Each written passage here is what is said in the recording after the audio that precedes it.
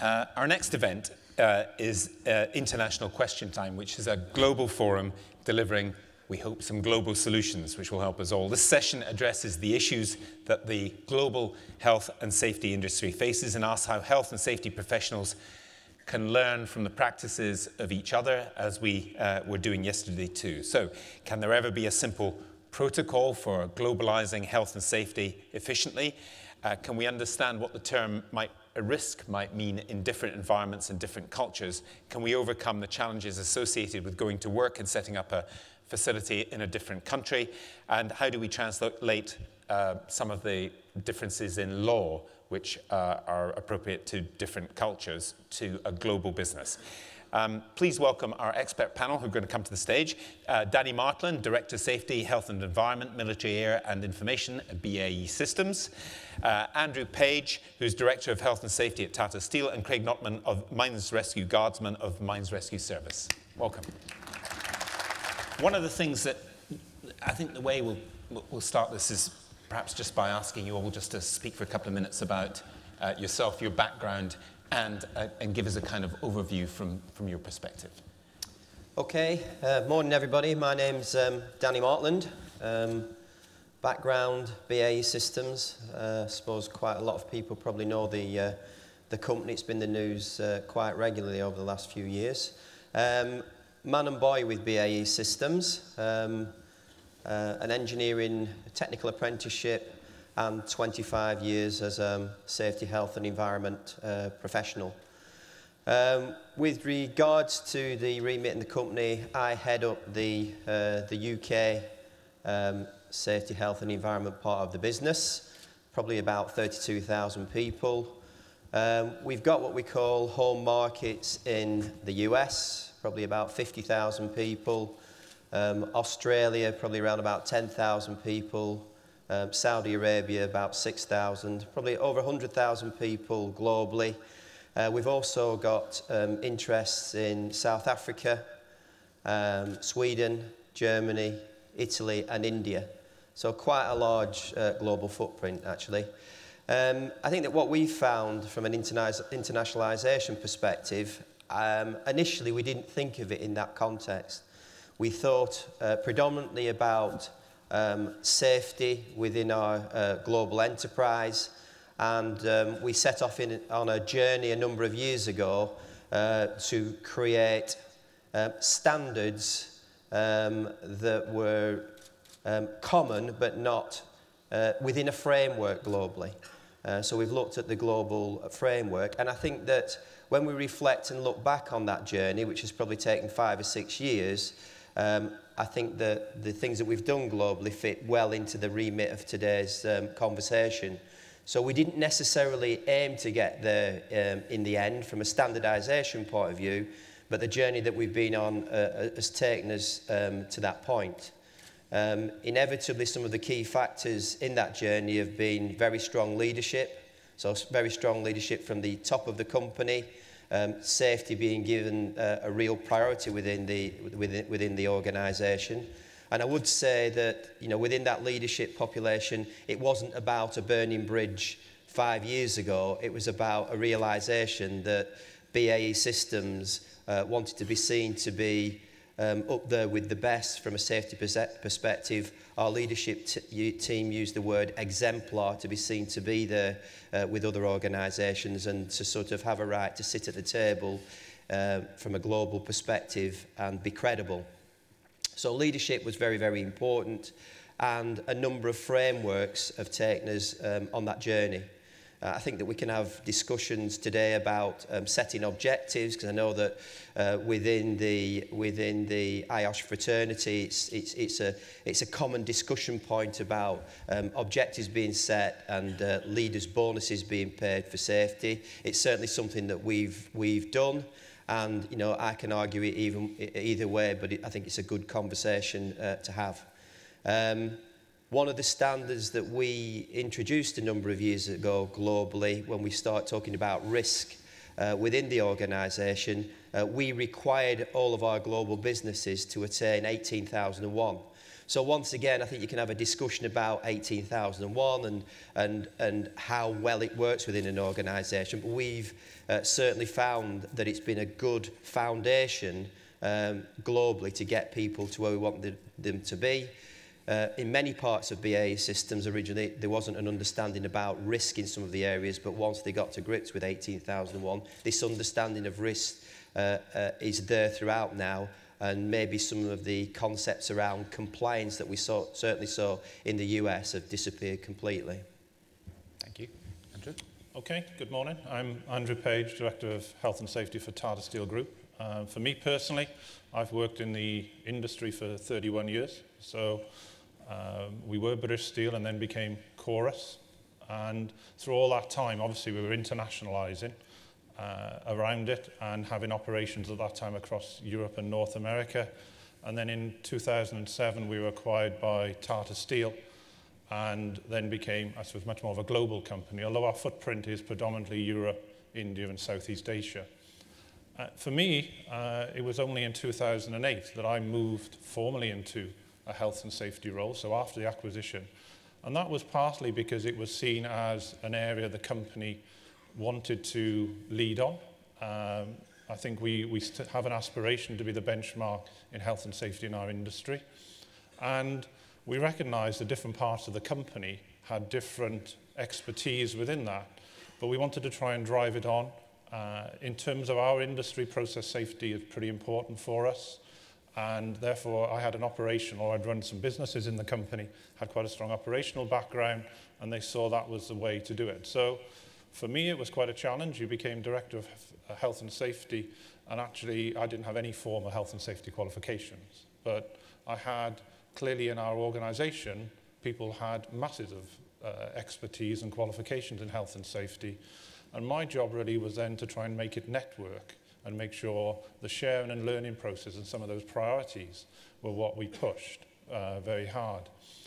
I think if I look back, I suppose I should say, since that time, in the last 4 or 5 years, I have done some technical qualifications. I thought that was quite important. If I was pushing people to be technically qualified, but also to be able to impact and influence in the organisation, I should have that myself. I think for us, what we tried to do was say, what are some of the things we want to get in place from day one, and what are some of the things we want to get in place over time? So some of the governance structure that we've put in place, so we have a board that monthly reviews health and safety. We have a board health, safety, environment committee across the whole of Tata Steel. It's not just in regions. We don't have them in region. It has to be across the whole group. So there was governance. We had a policy where each of the entities had policies before we moved to a common policy. We've moved to a common management system that people can start talking the same language. Within that, obviously auditing, and we're doing that. And auditing, I think, sometimes has a very negative connotation. For us, it's probably the best way of people going to see someone else and taking something away from it when they do it. So we've sort of set about that. Bringing people together is quite difficult. For those of you particularly who know India, it's a very challenging country. I think Tata has very strong values and tries to demonstrate and live those values, and people who work for Tata throughout the world, but particularly in India, are incredibly proud of working for that company and see it as an opportunity from that and what they can deliver. We have put in lots of forums for learning to try and help people to learn from each other, but in our experience, there's nothing quite like people going to see for themselves and see those differences. And in terms of things we've put in place, we started with very simple things like, can we have a standard for forklift trucks across all our operations? Can we have a standard for fire and fire prevention across our operation? In process safety of where we run some of the processes, so where it is technology that's common throughout the world, then it's become easier, and the process operators can share the practices and the safety procedures with it. So we have, I would say, governance, and then try to pick up some of the things we thought were important and people have got engaged with. But seeing has been incredibly important. Whilst we have a lot of means of technology, it clearly builds on trust of each other, even in your own company. Trust and working with each other. and we found face-to-face meetings were invaluable for that, even though communication can then, and technology can take over from there. Okay, thank you. Craig. Hello there, Craig Notman. I started as an apprentice electrician in the coal mines, and I worked through that to make myself a Class 1 electrician in charge of the mine. I also was part of the Mines Rescue Service as a part-time rescueman, and I'm not as qualified as these gentlemen, but I've had a few experiences of life as well. As part of an international team, disaster recovery for people in Haiti and Pakistan from earthquakes, so I'm more hands-on, and now I'm working with the Mines Rescue Service, training people within the health and safety field. We have got an area which we cover, Siberia. Myself was in Mongolia last year, but as a company we've been around for over 100 years, and you know, the coal mines are slimming down, but we're out there for engineering, every other industry, you know, trying to provide some kind of training facility for them. Okay. I'm going to throw open to questions in a couple of minutes. Please text them in the usual way, and they'll come up on the iPad here, and we'll make sure the microphones are there. But I just wanted to kick off with a couple of questions of my own, just to pick up on the mines question, and also rescues abroad. I mean, we heard yesterday different attitudes, frankly, to death in different countries, cultural attitudes, and also in some places, life is cheap or seems cheap, and that can be a problem, can't it? Because there's different standards, different kind of tolerances of what's happening. I think it is a tolerance more. It is, life is certainly worth less throughout the third world countries. My personal experiences in Mongolia, people's life meant nothing. You know, risk is nothing. It's all about providing for your family, giving to your family, and the risk is just pushed to the side because it's not to make themselves rich, it's just to survive. So the chances are taken. Haiti was exactly the same. Good families, they had nothing, and they were attacking vehicles with poles, sticks, because they wanted what we've got here, water, for their family, for their children. From a nice family, a good, caring community, they can turn into angry, violent people with a risk factor changes because it's more important to feed and water the children. See, I find that very interesting because as a journalist, I covered, among other things, the Los Angeles riots. Yeah. And here you have one of the greatest cities in the world, in the richest country in the world, and people, I mean, I saw people looting to get diapers, to get nappies for their kids, and they looked like ordinary blokes, actually. They were kicking in windows because their children needed something. So we're not that far away from it ourselves, to be quite frank. That's right, yeah. Did you find, and just to pursue the mining thing, I mean, presumably you watched the Chilean mining disaster with some interest, and then that wonderful rescue, which we all got involved in. I know I've traveled a lot in Latin America. I know a lot of people who said if a hundredth of the attention had been paid to Chilean mines before the disaster, we might not have gotten to this situation. It's exactly it. It's exactly it. It's regulating. A lot of these mines aren't under any regulations and not protected. A lot of the mines aren't even known about, and it's small families, small concerns. And in this country, we've got the inspectors, the inspectorate. We've got regulations to protect us, but certain areas there are nothing covering them. I'll bring in the other panel members on that in a moment, but I just wondered then how difficult it is to think in any sense about international standards, and if you turn up and you do good work in Mongolia, you do good work in Haiti, and then you start telling people about risk and how they can manage things, they're not going to thank you, are they? I was laughed at, quite literally. There was a community in Mongolia where I was trying to work safely in small shafts, and I said to them, look, simple things, just put some boards in your hole to stop it from collapsing. It's 6 meters above you, just a big hole. So put some boards in. What do you want to do that for? We don't need to do that. Well, you've got it in your toilets. They call them long drops, and they're 5 meters deep, big holes in the floor with a little bit of a shed around it, and that's where they go and use the bathroom. And but they put boards in that, so you'd rather protect your human waste than your human life.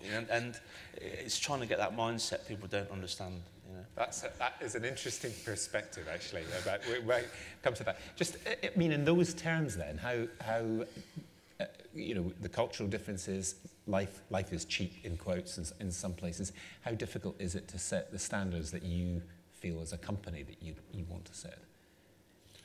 I think it does have its difficulties, and I think you probably have to think how you're going to tackle it, because just going in and deciding you're going to do it, I think, as Craig said, people just don't understand the connection with it.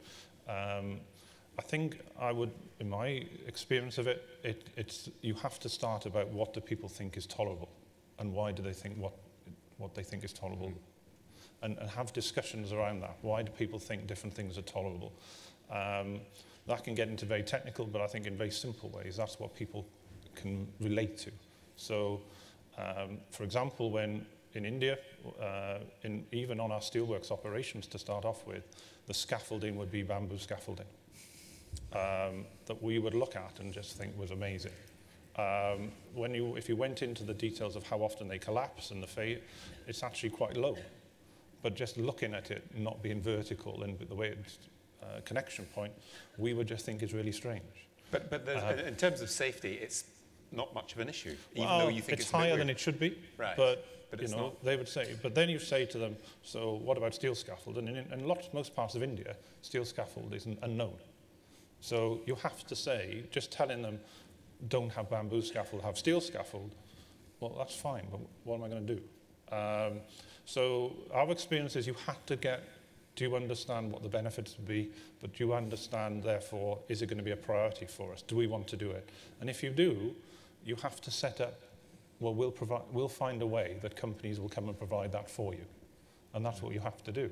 But those things, otherwise, it's very easy to just walk around pointing out things that are different. Yeah. And you have to say, well, where do we want to prioritize? Where are the things that worry us most around that? And that's what we've tried to focus on. So we've taken, as I said, specific examples, but you have to get through the education. And I think Danny talked about it. For me, the other thing you have to do was get the leaders of the organization, the CEOs of our Indian operation, to understand that they wanted to change some of those things as well. Yeah. Because then it can happen. But I was listening to Tim's opening remarks today.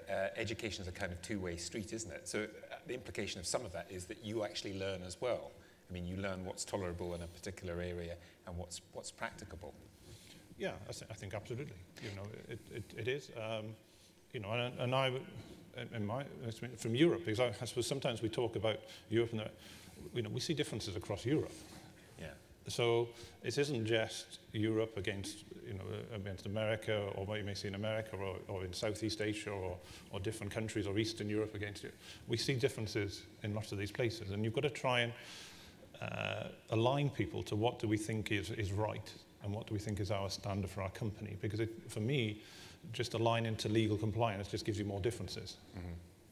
It's an interesting comment on risk in different societies. I spent quite a bit of time in Latin America, and I remember once in a bus station in Peru, in Lima, there was a 3-year-old kid selling chewing gum, and I gave her some money, took the chewing gum, which I threw away because I wasn't very interested in chewing gum. But I was talking to some of the workers that work with street kids in Peru, and they said one of the big risk factors is people who come out from Europe, nice college kids, 19 and 20-year-old, want to brush up their Spanish, and they try to do something for the street kids, and the street kids are street smart, and the ones who get harmed on the streets, and you're nodding because you know, guess what? The 19-year-olds from nice areas of London who go out and do missionary activity, and they're the ones who get mugged, but the 3-year-olds can actually teach the rest of us how to behave and manage risk in those situations. I just wondered, Danny, just to reflect the same sort of thing, how difficult is it to either impose something from the centre or at least enter into a dialogue with people about what is practicable in their area when you've got certain standards you want to maintain?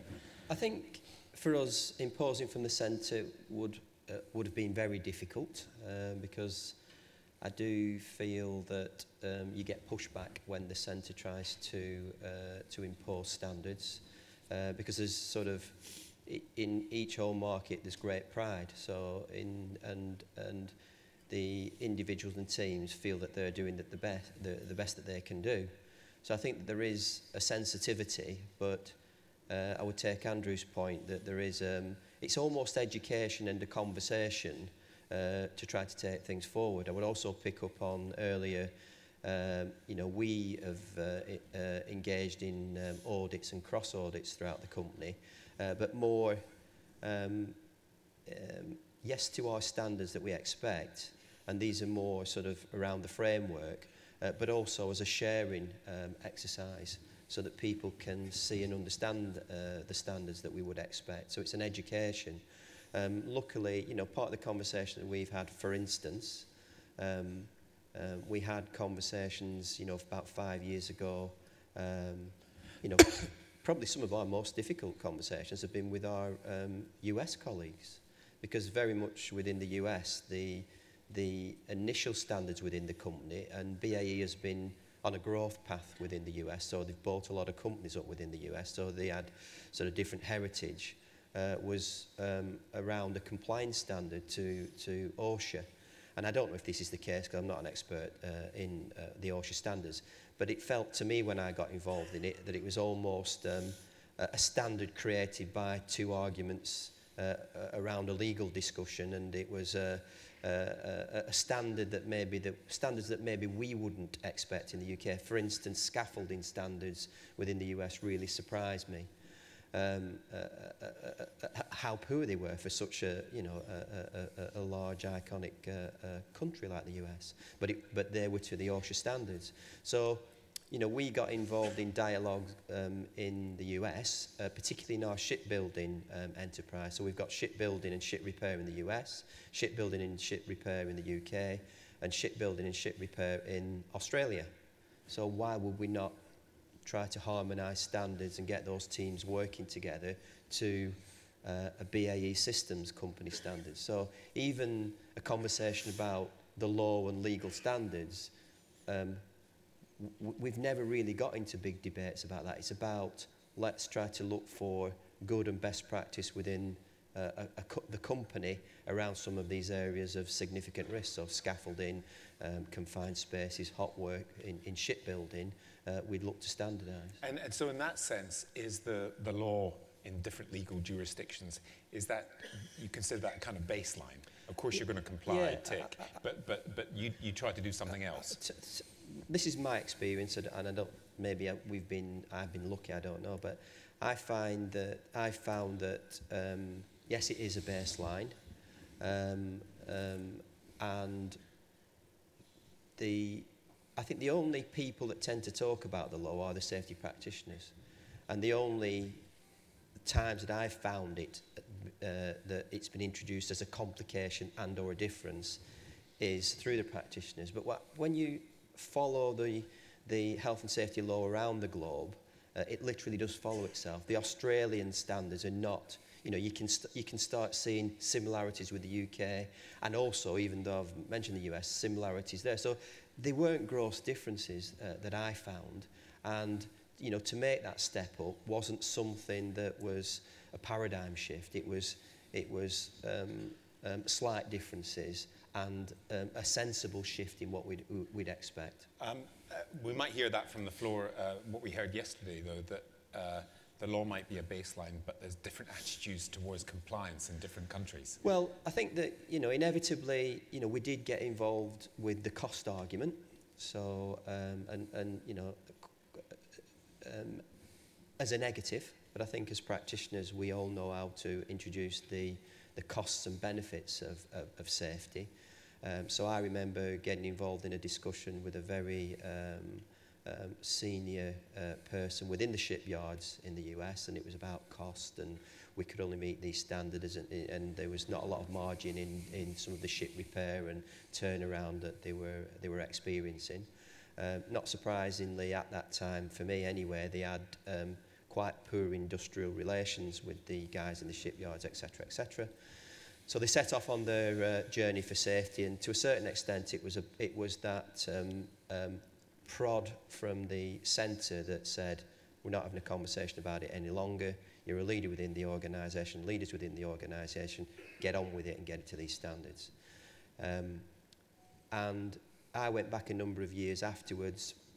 They brought all the shipyards up to a standard around scaffolding and all the things we talked about that you would see in the UK. It then became, because there were a number of yards sort of next to each other, it became an industry standard. It enabled BAE Systems to win work. When I went back into the yard, I was introduced to the VIP VP for the union convener, who was saying how wonderful the company were, what great benefits they brought to the guys in the shipyards. Industrial relations were the best they'd ever been. So that the knock-on positive effects for productivity, things that we would all know about and we would try to articulate, but I saw it for real within 3 years within those yards, that they turned around profitability, etc., etc. And they win contracts on the safety ticket and the good industrial relations that they've got in their yards now. So it's good for business. Good for business. And what's your experience of that? I mean, just to return to the point about the law and whether in some jurisdictions the law is more of a suggestion than a kind of imperative, that people know what it is but think it doesn't perhaps apply to them. We probably don't see that. I suppose, for me, in many ways, I see more variability across Europe than I do in some. I was actually thinking of one European country where that had been suggested on a to global me as well. basis. I think mainly the experience, and we have a small amount in America with OSHA, but in India, it's really the Factories Act is still in place.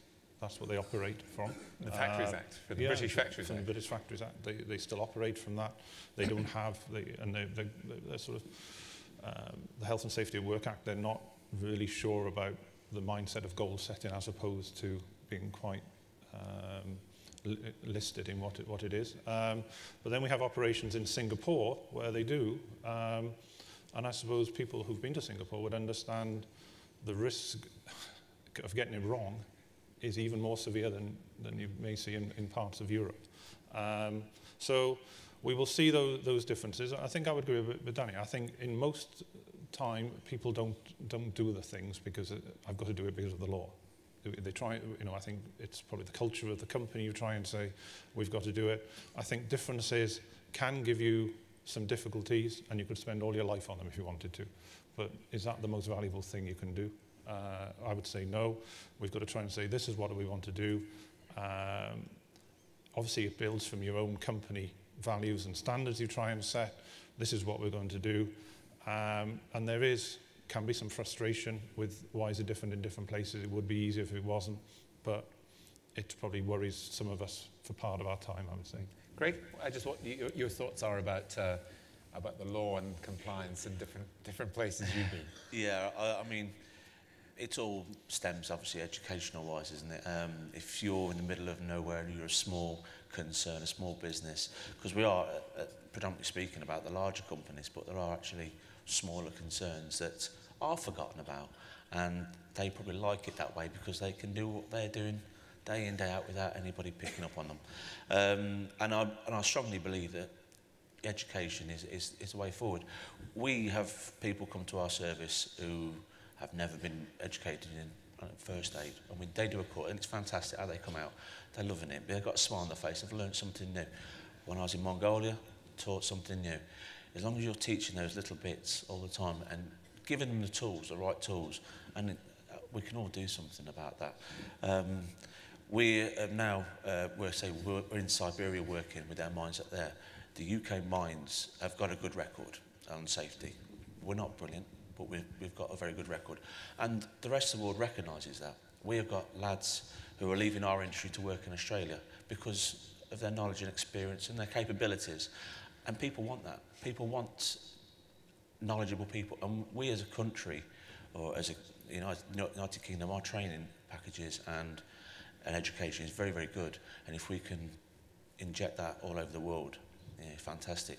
Say the Siberians at the minute, we're out there doing all their risk assessments for them. They just haven't got a clue. We're educating them. We're a small company compared to a lot of businesses in here. We're educating them. We are doing our best to keep our promise, to look after people and keep people safe. We're trying to, expose that to the rest of the world. And I think everybody comes together and everybody can say the right things, but you can say it, but you need to do it. prove that you can do it, you know, and that's when, you know, we'll start seeing things for the good. Okay, let's maybe we can bring the lights up a bit and ask for some questions from the floor. There's one right at the front, if we've got a microphone. I love doing this because the microphones are right at the back. It's you know, one of the highlights. See who can get here first.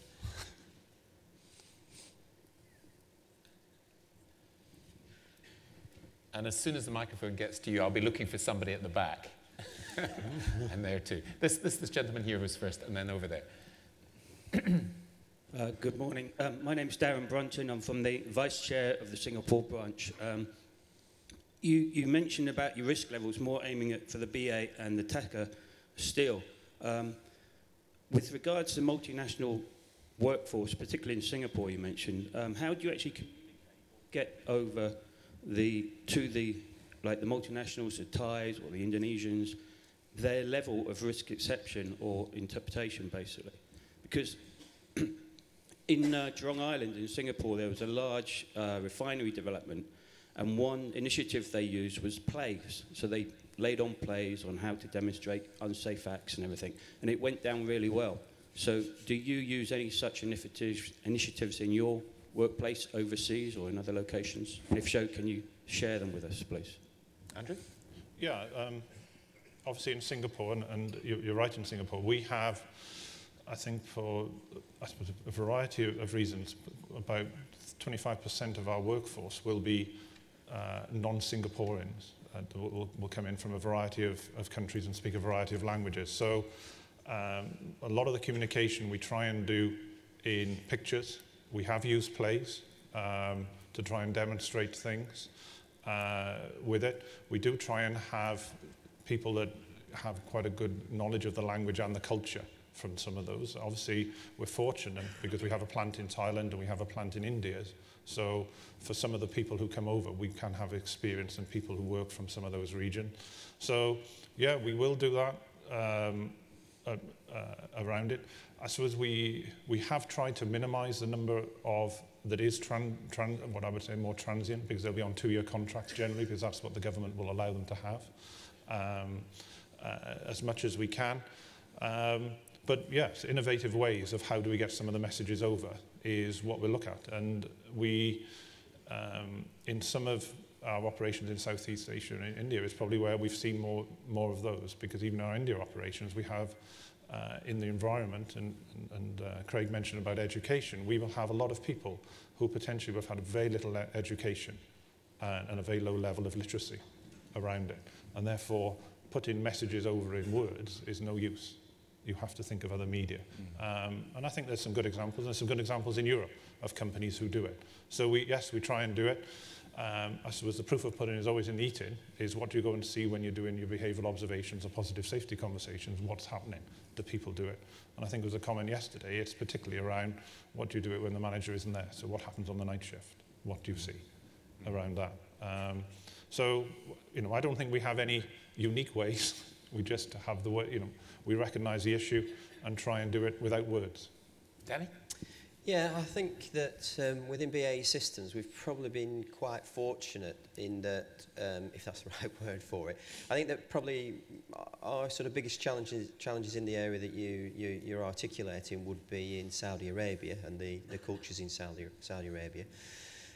We've worked with the Saudis for many years now on their contracts, and for many years it's been an expat type population that was supporting the kingdom, but over the last sort of 5 or 6 years we've had an industrialisation initiative with the Saudis, so they want to train their people up in the things that we're doing, and now 50% of our workforce are sort of Saudi nationals. But I think within that journey, because we've had the culture that was out there for many years, they've integrated more into what you would predominantly see as the UK type of approach to safety and been introduced into those methods. So, you know, in KSA we tend to, you know, many of the training courses, so education once again, many of the training courses that we would use in the UK, we've trained out in KSA. We hold an annual conference, and the professionals, managers, senior leaders get together and share initiatives. As I said, when we had the initial discussion about risk a number of years ago, there were lots of places within the world that just didn't get it. So, you know, it's interesting that Andrew said in India they've got the Factories Act, but at least you can see that legislation follows itself around the world and there is some understanding there. But we did introduce, rightly or wrongly, within the IOSH type debate, the 18001 standard globally. And although it took quite a lot of time to introduce, you know, probably about a couple of years or even longer, what we found by the end of it, there was an understanding of risk. And I suppose the other positive thing is we've got our industry is about ships, aeroplanes, and armoured vehicles. So, you know, there are those standards globally once again that you can share across the piece. So I think we've been lucky in that context that we've not gone into a home market where it's been you know, an entire culture change we've had to bring about. Greg, how do you communicate in different cultures? I mean, for us in the mining community, whether you're mining in the UK or in Siberia, you have an understanding, you have a common knowledge of what you're doing. And we tend to let the trainee see what's happening and show us their things, because they're so proud. This is my thing, this is my machine, this is what I am. And you learn about their culture first, and you learn about that person before they will start learning from you. It's really quite strange. You're actually being educated by them. You're letting them show you their world, and they're letting you in. You know, you should be thankful for that. And then they get to trust you, and then you work slowly with that person. But we work with 1 to 4 men with translators as well. So we've got a small team, and that small team will travel around together, work together, and it'll be 1 rescueman, instructor, with a team. And you come very, very close, and you become part of one, and you train and educate, and you learn, and constantly doing this small circle. And then when everybody comes back together, it's amazing how much you're actually taking in from, you know, from those around you, and also what you've given them as well. There was other questions from the floor. There was somebody at the front also, and then there's somebody at the very back.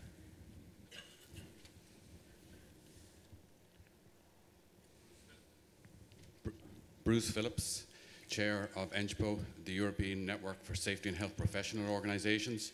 We've heard this morning from Tata and BAA about, you know, the approaches and how they've handled different health and safety standards in the countries in which they operate. And most of our discussion this morning has been focused on, you know, improvements within the company across different spheres and also within sectors. And while great progress has been made, as you've spoken about this morning, that in these countries where you do operate, that the standards are still well below desired levels. And I'm just wondering, being very, very big companies, and you have the capacity maybe to contribute to the improvements in working safety in wider society, has either BAA or Tata become involved at a government or intergovernment level in raising health and safety standards in the countries in which you operate and between countries? Danny? Thank you. Well, yes, certainly in our home markets, as we would sort of identify them, the US, Australia, the UK, and in KSA, certainly. I think the other thing is, at local levels, we've tried to sort of look at things that are not necessarily our core business to improve safety. An example of that was once again in KSA. There was a contract, and it impacted upon all of our people that were working out there, 6,000 people. That was a base maintenance contract, so it's the lighting and the infrastructure maintenance, but also where our people were living out in KSA. Predominantly Philippine workers sort of were working on the project, and it was an area that I looked at a number of years ago, and it probably created the highest risk to our people, both at work and at home as well. Some of the maintenance standards that we saw and we weren't that happy with. And it gets quite difficult dealing with a customer because, you know, there's this pride. It's almost like the HSBC advertisement. So what we did, when the contract came up to be renewed, we bid for the contract and won it. And it's all about bringing the standards up once again. So, you know, influencing that way for the greater good of our people is something we've done as well. But yes, on a national level, we have also. Andrew?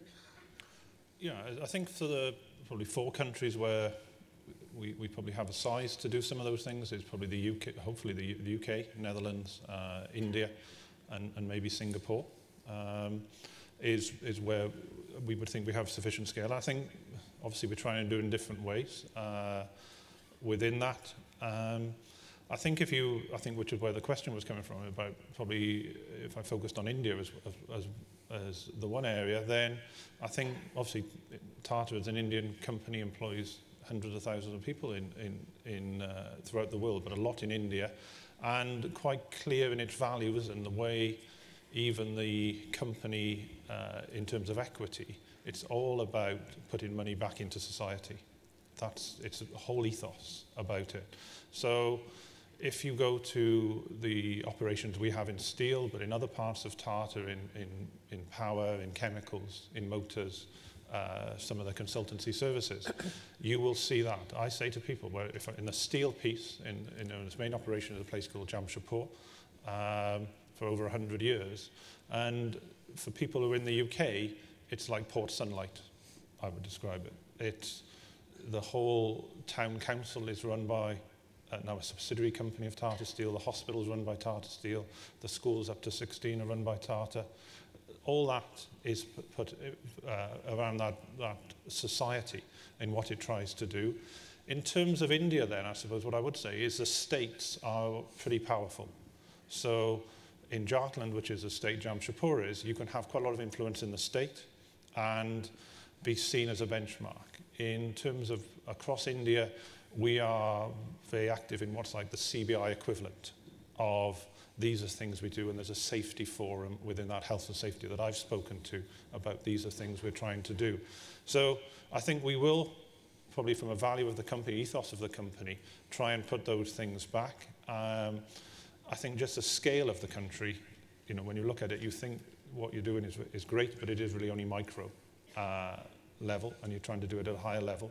But in the time I've been back and forth to India, I've got to say in 5 years, I've been before that, but in 5 years where I visit more regularly, you see big changes, I think, of what they're aspiring to become.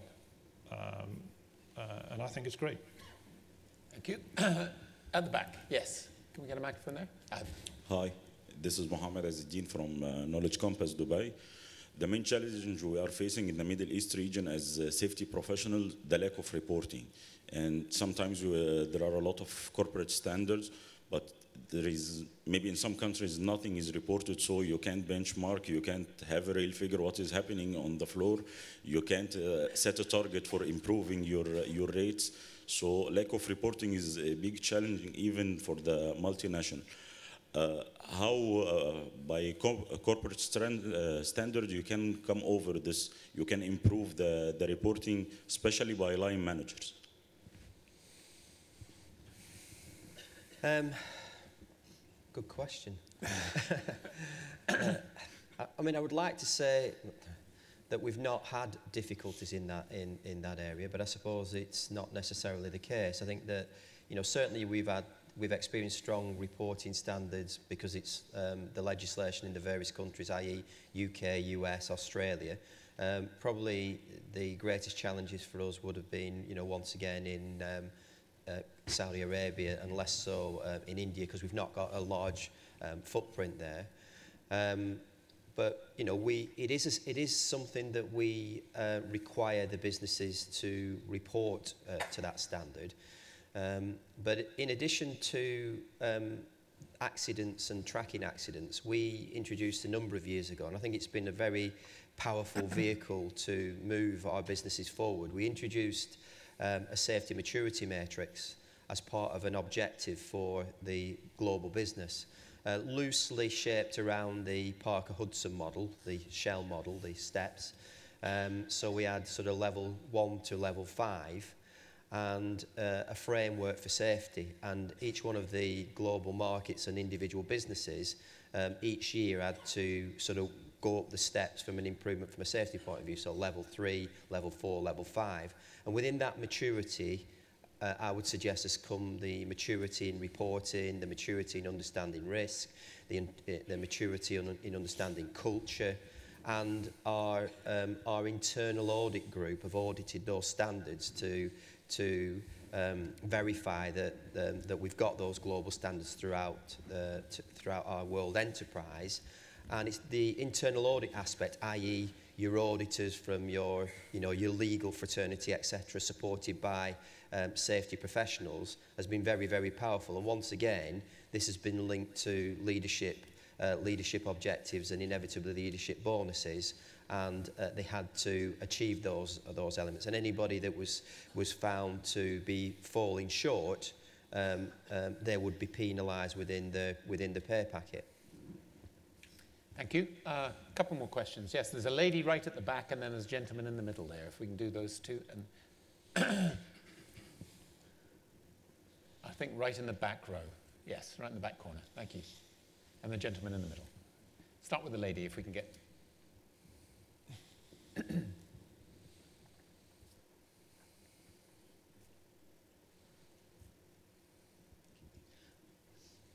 Charlotte Christensen, Oxford University Press. Just really one kind of question. In terms of the highest level, where does health and safety sit? Because I know both your companies are quite ethical companies. So is it in your code of conduct and then come down to your statement, or does it sit in your legal aspects? In BAE Systems, it's it is within our code of conduct. It sits within corporate responsibility, so it's the ethics, the diversity inclusion, health and safety sits within there. A direct report to the CEO, so I report functionally into the Managing Director of Corporate Responsibility for BAE Systems. Andrew? Yeah, pretty similar. It's within the values of Tata Steel Group, within responsibility of the values.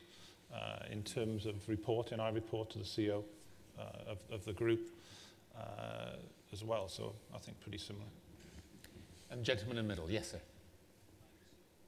Is this switched on? Yeah. Arthur Champion, Zurich Insurance. We started this morning with Jason's story, which probably we'll never forget. And I was wondering whether you could each describe some of the of your worst accidents in your companies and what the key learning points have been for you, please. Yes. Craig in the middle. Yeah, thanks for that one.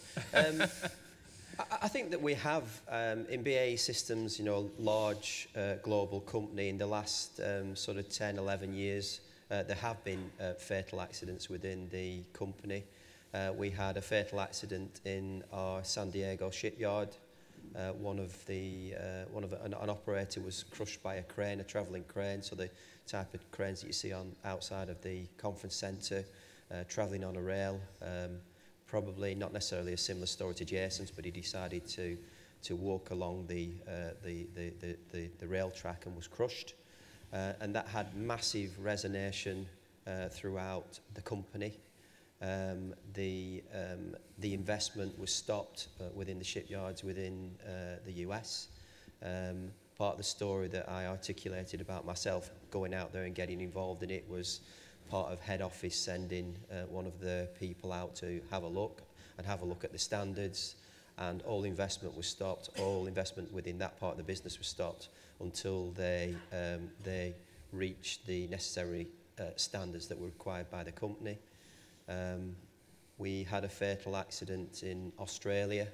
The team supporting the army out in Australia, and a lifting operation went badly wrong and somebody was crushed with that.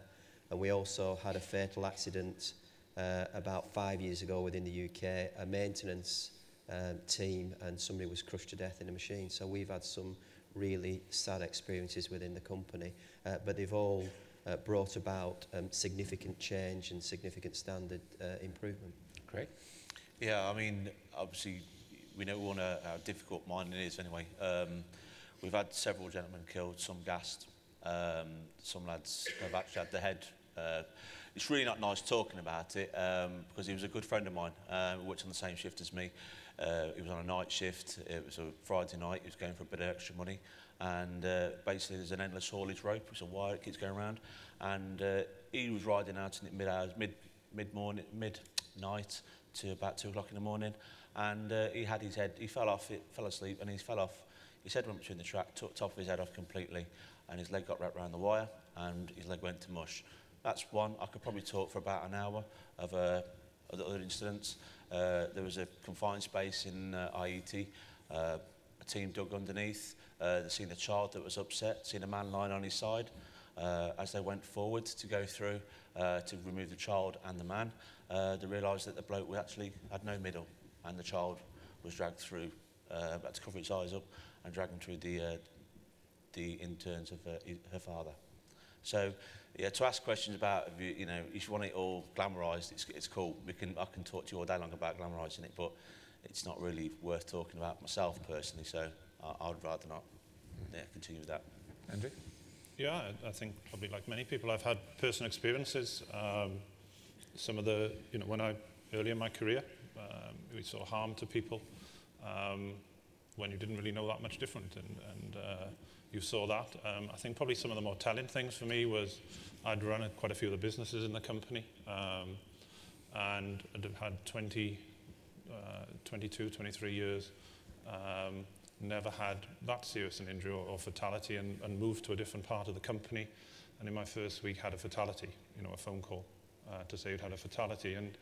And that, I think, as Jason's story, it's the personal side, because when you get involved with the family and speaking to the family about the consequences, you know, it's one of the things that it'll never be the same for you as it is clearly for the family, but it's one of the things that never leaves you, about why you do some of these things. I think across our operations for the world, and I was talking to Craig earlier on, one of the biggest challenges, and I've said to people, the most humbling day of my life that I've worked in 31 years was when I went in the underground mines of Tata Steel in India. And you saw in underground mines that had been there for a long time, and people were working away, but saw the climatic conditions that people were facing, some of the tasks they were facing, and the opportunity. You felt there was an opportunity, we must be able to do something. And for me, and I use that as an example of, we'd had injuries there, but culturally it was still a place at the time that people said, but it's underground mines. You know, those things happen in underground mines. And you'd say, but why can't we do? And it's the first time I met Craig today, but I've used some of the mines rescue people in India. We've been out to Australia. We've introduced some of the people to go and see what other people in the world are doing in mines. And in some of the mines, whilst they're very hazardous, they're also very safe. And that, for me, as I say to people, probably one of the more humbling, there wasn't an injury, but you just saw what could happen and what could we do about it, was the same. But I think we, not to the same probably extent that Jason did this morning, but we have encouraged, and some employees are quite keen to do it, to retell their story. We've only done it a few times because I think it works well to get that message over to people of what people did, and it is how it transformed their lives. We have, you know, we still have some of those, and you know, people are welcome to them, because I think they are incredibly powerful. Okay, we'll leave it there. We're going to